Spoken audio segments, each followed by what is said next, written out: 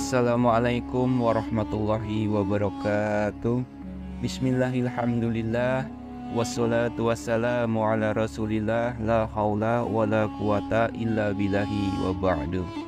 Saudaraku seiman yang dimuliakan Allah subhanahu wa ta'ala, di kisah kali ini ialah tentang rahasia sahabat Nabi yang sangat luar biasa, kaya dan raya.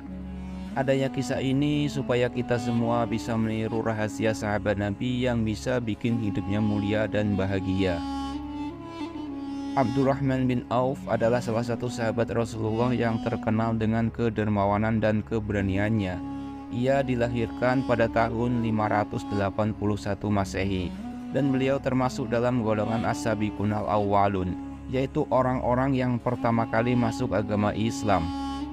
Beliau masuk agama Islam melalui Abu Bakar As-Siddiq di rumahnya Arqam bin Abi Arqam. Abdurrahman bin Auf adalah salah satu dari 10 sahabat yang diberi kabar gembira oleh Nabi SAW bahwa ia akan masuk ke dalam surga. Ia masuk Islam pada tahun 614 Masehi. Pada saat itu usianya masih cukup muda, yakni pada umur 31 tahun. Yang mana usia yang masih sangat produktif. Walaupun ia masih muda, sumbangsihnya kepada perjuangan Islam dan dakwah Rasulullah SAW cukuplah besar. Di masa itu, anak muda seperti Abdurrahman bin Auf dan juga sahabat-sahabat Nabi yang masih muda lainnya seperti Ali bin Abi Thalib, Sa'ad bin Abi Waqqas dan Zaid bin Harithah, mereka memainkan peran kunci dalam menyebarkan ajaran Islam dan memperkuat komunitas Muslim di masa awal. Ia termasuk salah satu dari mereka yang berperan pada peristiwa-peristiwa penting dalam sejarah Islam, seperti saat Perang Badar, Perang Uhud. Pasalnya, Abdurrahman bin Auf dikenal sebagai pengusaha kaya dan dermawan. Ia menggunakan hartanya untuk membantu perjuangan Nabi dan kaum muslimin.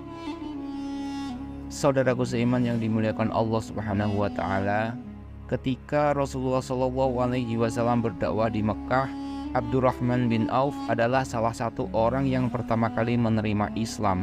Ia bersedia meninggalkan harta benda dan keluarganya demi mengikuti Rasulullah SAW. Salah satu kisah yang menunjukkan kedermawanan Abdurrahman bin Auf adalah ketika ia menawarkan seluruh harta bendanya kepada Rasulullah.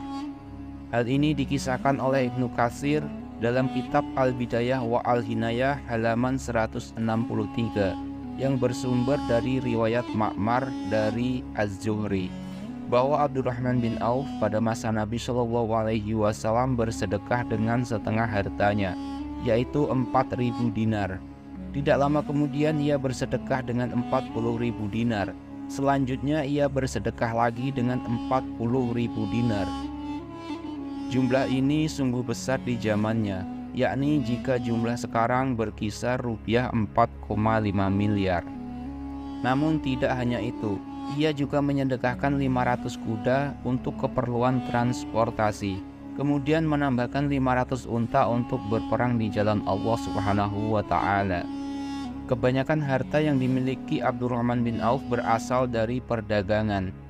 Abdurrahman juga dijelaskan telah memerdekakan ribuan budak. Abdurrahman bin Auf meninggalkan banyak harta setelah dirinya kembali ke hadirat Allah Subhanahu wa ta'ala, yakni meninggal dunia.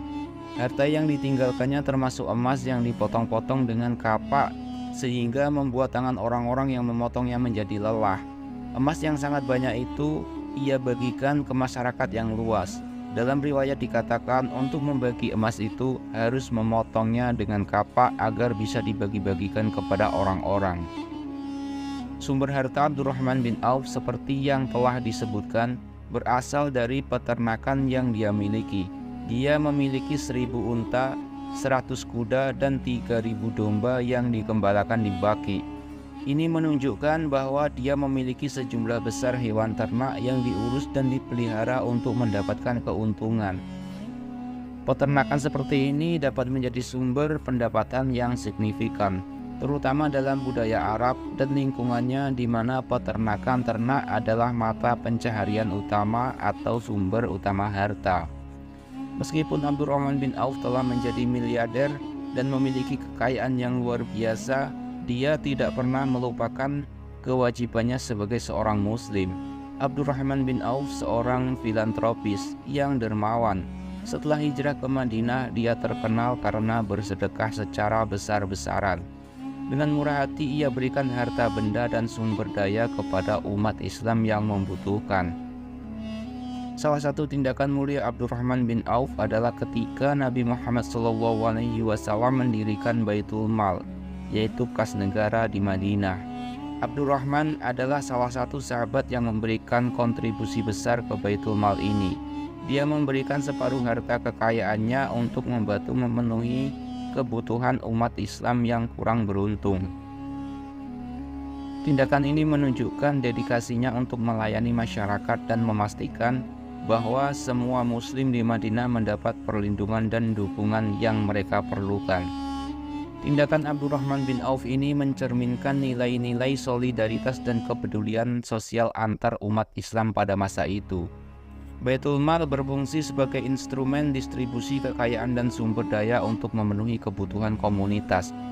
Dan kontribusi Abdurrahman bin Auf adalah salah satu contoh penting dari semangat kepedulian yang dijunjung tinggi dalam Islam.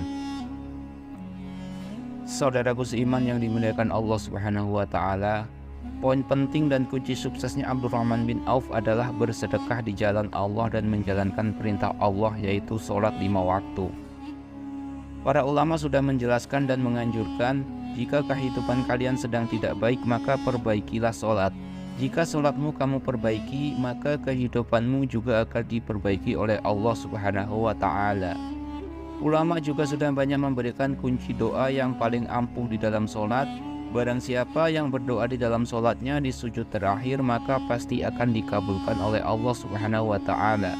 Seperti halnya ketika kita minta kaya raya. Jika benar-benar berdoa dengan penuh ikhlas kepada Allah, niscaya pasti Allah akan kabulkan. Dan yang kedua yang Abdurrahman bin Auf lakukan hingga hidupnya menjadi kaya raya dan bahagia adalah memperbanyak sedekah.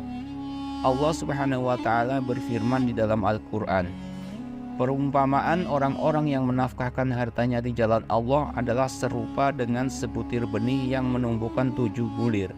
Pada tiap-tiap bulir 100 biji. Allah melipat gandakan ganjaran bagi siapa yang dikehendaki, dan Allah maha luas karunia-Nya lagi maha mengetahui. Quran Surah Al-Baqarah ayat 261. Saudaraku seiman yang dimuliakan Allah Subhanahu wa Ta'ala, demikianlah sedikit kisah ini. Mudah-mudahan bisa kita ambil hikmah dan manfaatnya untuk kita menjadi hamba yang lebih baik lagi. Jika saya ada salah dalam penyampaian ini, saya mohon maaf yang sebesar-besarnya, karena sesungguhnya kebenaran itu hanya milik Allah Subhanahu wa Ta'ala, dan kesalahan itu hanya milik saya sebagai manusia biasa. Saya akhiri, subhanaka Allahumma wa bihamdika, asyhadu an la ilaha illa anta, astaghfiruka wa atubu ilaik. Wassalamualaikum warahmatullahi wabarakatuh.